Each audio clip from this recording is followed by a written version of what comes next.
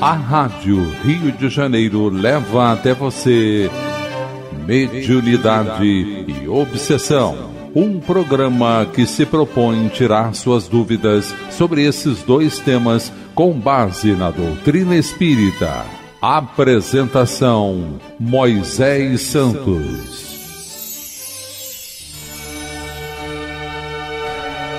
Caríssimos ouvintes da Rádio Rio de Janeiro, eu sou Moisés Santos e este é o programa Mediunidade e Obsessão.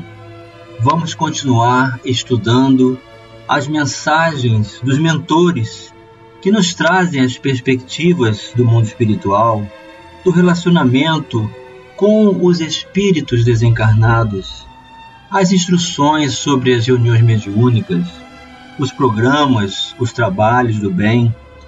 Neste livro de Manuel Filomeno de Miranda, que se chama Reencontro com a Vida, e ele é da Editora Leal, hoje vamos estudar o capítulo 20, que trata do programa reencarnatório. E o mentor escreve: pululando em volta da Terra, existem bilhões de espíritos que ainda se encontram nas expressões do primarismo e da inferioridade moral, sendo programados de urgência para que mergulhem nas roupas físicas, a fim de apressarem o processo de evolução espiritual.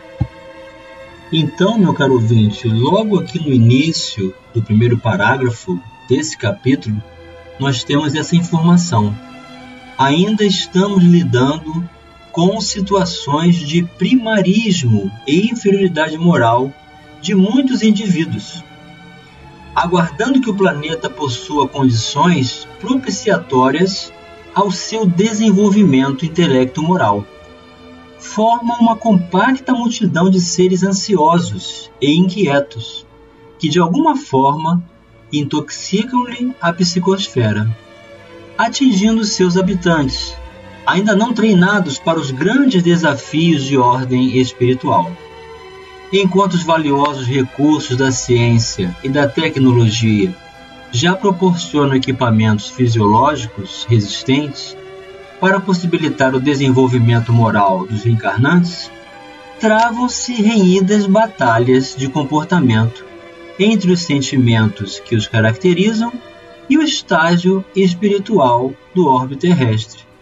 Então, por conta dessa conduta, dessa formação ainda de hábitos de condição ainda muito atrasada no primarismo espiritual, encontram às vezes repercussões em outros espíritos e até em nós encarnados, por ainda não termos estabelecido todo o concurso de ressignificação da vida, de apresentarmos luz verdadeira para que alguns problemas dessa ordem não nos alcancem.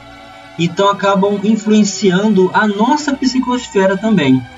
Mas, meu caro ouvinte, você sabe o que é a psicosfera? Vamos esclarecer esse conceito. Esclarecendo conceitos. Também conhecida como aura, a psicosfera é um termo proveniente do grego e que figura como um halo energético que circunda cada ser humano encarnado e desencarnado. É uma espécie de projeção da consciência, a qual gera um campo eletromagnético que emana vibrações, que se interligam com outros campos de mesma intensidade, sejam eles positivos, sejam negativos. Assim como as ondas de rádio, as psicosferas humanas se interagem entre si e agem em conjunto para formar uma couraça planetária, constituída da sintonia vibratória de cada habitante. É um conceito de fundamental importância para a doutrina espírita, até mesmo citada em um prisma de sustentabilidade, de modo que fica a reflexão de como está a higienização dos campos vibratórios de cada um de nós. À medida que assumem as vestimentas orgânicas, desvelam os valores que lhes são peculiares, não poucas vezes dificultando a marcha ascensional das demais criaturas ou embaraçando-as com as torpezas que lhes são normais. Portadores que são de ideias ainda primárias sem uma formação ética, que infelizmente ainda não desabrochou do emaranhado dos instintos nos quais estorcegam, geram perturbações, em razão da agressividade de que se fazem portadores. Eis aí, meu caro ouvinte, a mensagem que Jesus nos traz quanto ao orai e vigiai, que começa com olhai. Olhai, vigiai e orai.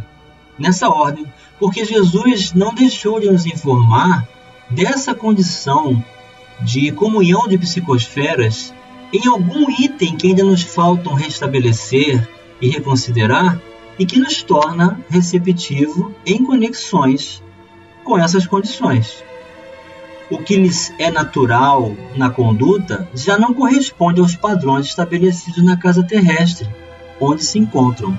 Então aqui a informação é de que se os espíritos escolhem permanecer na condição de rebeldia, arrastam-se na condição da oportunidade de recomeçar através da oportunidade de reencarnação, a Terra que vai passar do orbe na condição de classificação de mundos, de provas e expiações para a regeneração, esses espíritos saem desses padrões e não poderão mais reencarnar neste orbe. Como efeito, embora a compleição física seja bem desenhada, graças à herança genética que foi aprimorada através dos últimos milênios, comprazem-se nos tormentos e paixões de nível ainda primitivo, a que se encontram acostumados. Esse aluvião de recomeçantes violentos na roupagem física, dando prosseguimento às condutas que horrorizam uns e atraem outros, não são frutos do acaso, mas de bem cuidadosa programação superior, a fim de facultar-lhes o ensejo que a todos a misericórdia divina concede em favor de cada qual. Então é o que nós estamos vendo atualmente, a formação distinta de duas sociedades. A sociedade formada por aqueles que escolheram o bem e estabeleceram compromisso com ações do bem e se horrorizam com o mal. E os que são atraídos pelo mal e fazem dessa forma sem nenhum subterfúgio, sem se esconder, que realmente escolheram esse mal. Eis aí o trigo e o joio que Jesus ensinou na sua parábola, que no final dos tempos, que é o momento de transição, no momento de crise, ele gostaria de aguardar que ambos crescessem, para que pudesse distingui-los. A sociedade espiritual, encarregada de apressar o progresso da Terra, utiliza-se de delicados e complexos equipamentos para a seleção dos espíritos que devem reencarnar-se, reunindo-os em grupos volumosos, todos portadores dos mesmos transtornos emocionais e necessidades de transformação moral. Dessa forma é que massivamente, nos últimos decênios, vem superpovoando o planeta, e graças ao nível de desenvolvimento em que se encontram, ensejam uma visão pessimista a respeito do bem, como se os valores nobres que dignificam a vida estivessem cedendo lugar à barbárie e à ignorância. Então, se nós observarmos e dermos foco somente a essas condições ainda do primarismo, das atitudes bárbaras de muitos espíritos que optam pelo mal e julgarmos pelo todo, vamos também entrar nessa visão pessimista. Mas observe bem, meu caro ouvinte, que o bem ele é executado, ele precisa desejar ser visto para ser reconhecido. Então não vamos dar foco exclusivo ao mal, por mais hediondo que seja a atitude. Os observadores do progresso moral da humanidade, algo chocados, deixam-se enganar ante os pensamentos infelizes de que o mal vem predominando entre as criaturas, enquanto o bem apenas tem vigência em poucos indivíduos ou em alguns grupamentos sociais. Alegam que as altas estatísticas de crimes selvagens e de aberrações de costumes competem com as ondas avassaladoras da insensatez e de servil promiscuidade moral, conspirando contra todos os ideais de beleza, de amor e de evolução. Afirmam também que se multiplicam os disparates enquanto alucinados líderes carismáticos comandam-nos, apresentando simulacro doentio das artes, destituídas de inspiração superior, que estimulam mais violência, licenças morais, drogadição, alcoolismo, sexo ultrajado, loucura e morte por suicídios e homicídios horrendos, quando não se transformam em batalhas urbanas ou guerras hediondas. Esta é somente uma fase da realidade, porque, por outro lado, as organizações dos direitos humanos e do bem-estar da humanidade apresentam índices de antes jamais sonhados, demonstrando que o amor permanece em ação e as conquistas da ética, da cultura e da civilização são indestrutíveis.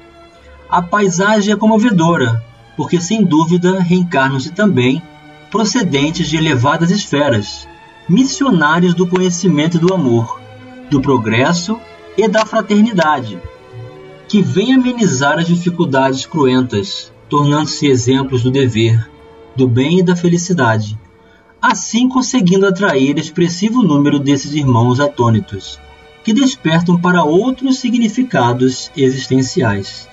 Então veja a compensação que a justiça divina estabelece na escola, que é o orbe terrestre, enquanto dá oportunidade para que espíritos ainda tenham a chance de reconsiderar, também trazem outros irmãos mais velhos, mais adiantados, com elevação moral e iluminação nos seus propósitos, ajudando a contagiar, a influenciar de forma positiva através de ações dignas do amor do Cristo.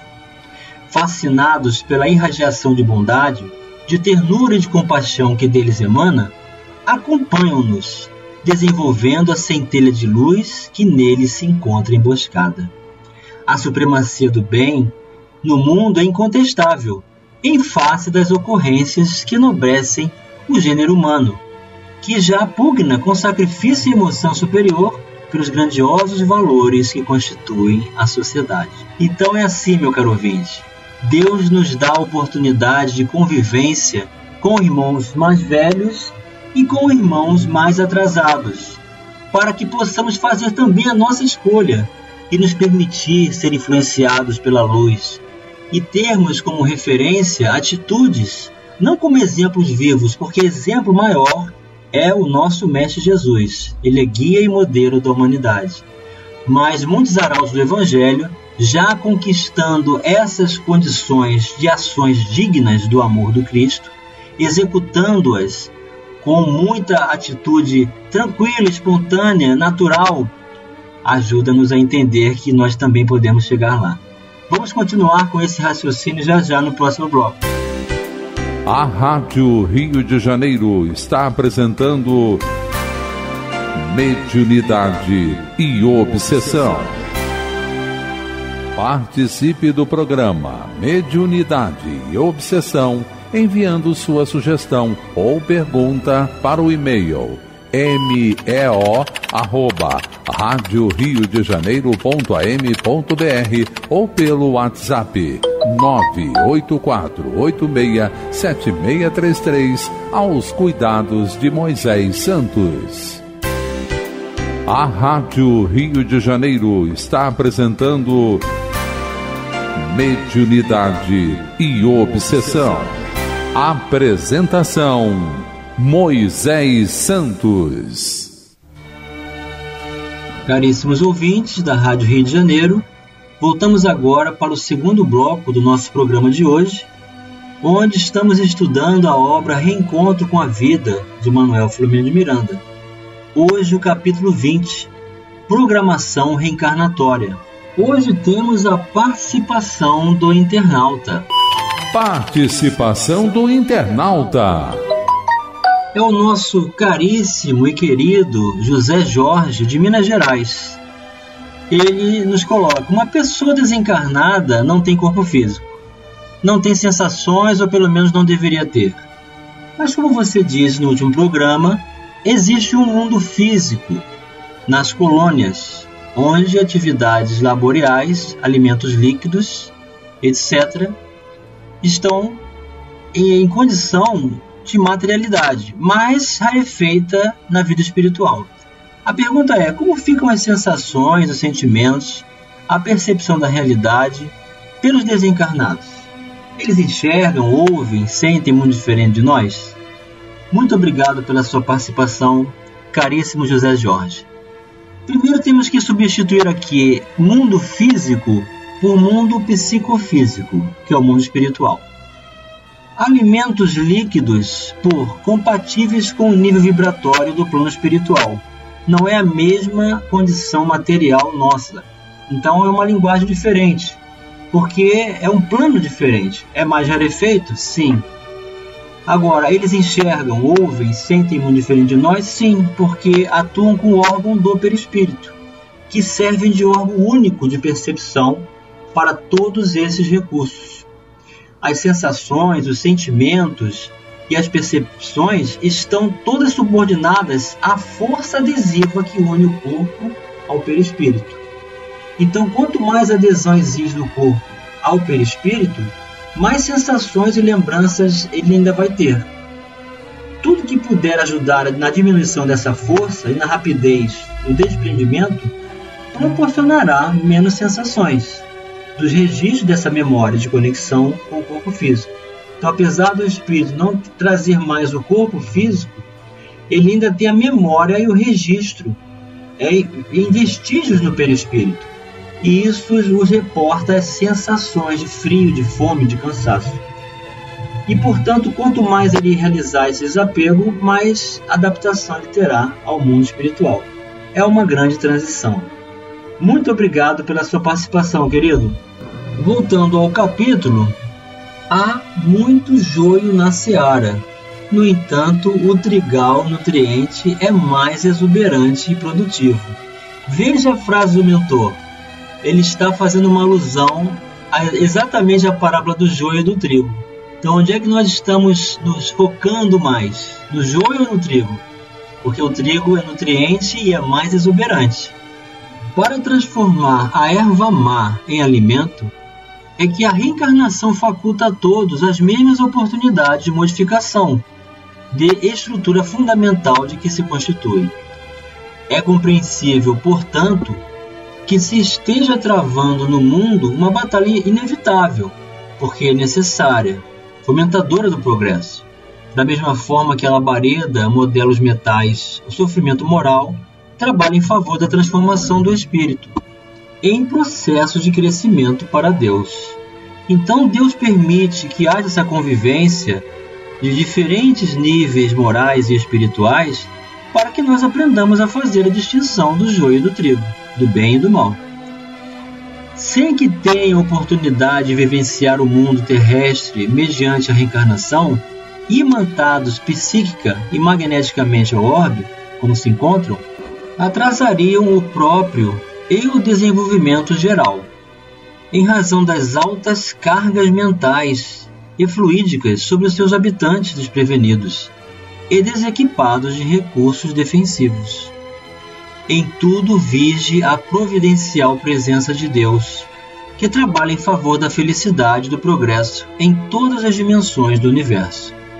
Esses irmãos da retaguarda evolutiva, que esperam nossa contribuição espiritual e moral, através dos exemplos, dos ensinamentos da compaixão que a caridade irradia na sua direção, à medida que vivenciam a forma orgânica, diminui-lhes a densidade das energias deploráveis que os envenenam. Desse modo, adquirem novos hábitos, recondicionam-se para futuras experiências no próprio globo terrestre ou em outro domicílio do nosso ou de outro sistema solar. A casa do Pai tem muitas moradas, exclamou Jesus. O amor, por consequência, esplende em todos os recantos e faz luz no imo de todos os seres, porque é de origem divina. É, portanto, o amor que vem reunindo no domicílio carnal os viajantes da agonia, ainda detidos na inferioridade, a fim de que o identifiquem em si mesmos, estabelecendo vínculos vigorosos de união e de conscientização da sua realidade indestrutível.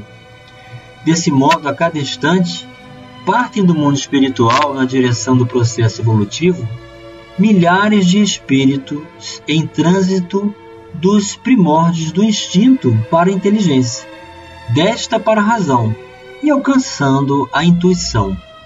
Estuam de plenitude e de amor no concerto universal sob a paternal proteção de Deus. Então esse grande concerto de luz e de amor do processo de educação que Deus nos faculta é que nós vamos ter a oportunidade de exercer as nossas convicções. E chegou o momento, meu caro ouvinte, de você receber a mensagem ao coração. Mensagem ao coração. Do livro Roteiro, pelo Espírito Emmanuel, psicografia de Francisco Cândido Xavier, o capítulo 2, no plano carnal. Isolado na concha milagrosa do corpo, o espírito está reduzido em suas percepções a limites que se fazem necessários. A esfera sensorial funciona para ele à maneira de câmera abafadora. Visão, audição, tato padecem enormes restrições. O cérebro físico é um gabinete escuro, proporcionando-lhe ensejo de recapitular e reaprender.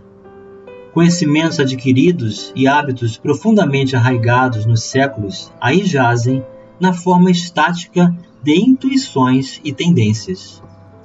Forças inexploradas e infinitos recursos nele dormem, aguardando a alavanca da vontade para se externarem no rumo da superconsciência.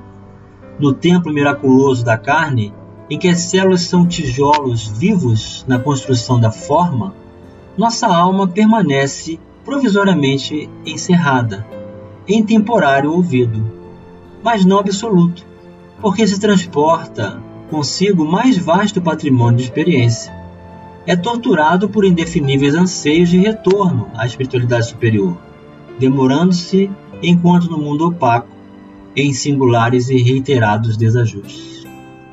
Dentro da grade dos sentidos fisiológicos, porém, o espírito recebe gloriosas oportunidades de trabalho no labor de autossuperação. Sob as constrições naturais do plano físico, é obrigado a lapidar-se por dentro, a consolidar qualidades que o santificam e, sobretudo, a estender-se e a dilatar-se em influência, pavimentando o caminho da própria elevação. Aprisionado no castelo corpóreo, os sentidos são exíguas frestas de luz, possibilitando-lhe observações, convenientemente dosadas, a fim de que valorize no máximo os seus recursos no espaço e no tempo. Na existência carnal, encontra multiplicados meios de exercício e luta para aquisição e fixação dos dons de que necessita para respirar em mais altos climas. Pela necessidade, o verme se arrasta nas profundezas para a luz. Pela necessidade, a abelha se transporta a enormes distâncias, à procura de flores que lhe garantam o fabrico do mel. Assim também, pela necessidade de sublimação, o espírito atravessa extensos túneis de sombra na terra, de modo a estender os poderes que lhe são peculiares. Sofrendo limitações, improvisa novos meios para a subida aos cimos da luz, marcando a própria senda com sinais de uma compreensão mais nobre do quadro em que sonha e se agita. Torturado pela sede de infinito, cresce com a dor, que o repreende, e com o trabalho que o santifica. As faculdades sensoriais são insignificantes réstias de claridade, descerrando-lhes leves notícias do prodigioso reino da luz. E quando sabe utilizar as sombras do palácio corporal que o aprisiona temporariamente, no desenvolvimento de suas faculdades divinas, meditando e agindo no bem, pouco a pouco tece as asas de amor e sabedoria com que mais tarde desferirá venturosamente os voos sublimes e supremos na direção da eternidade. Meu caro ouvinte, receba um grande abraço, receba muita luz, que você possa buscar os recursos da verdade do Evangelho do Cristo em seu coração, em seu entendimento, e que eles sejam os instrumentos da sua libertação hoje e sempre. Mais uma vez, um grande abraço e até o próximo programa. A Rádio Rio de Janeiro apresentou Mediunidade e Obsessão.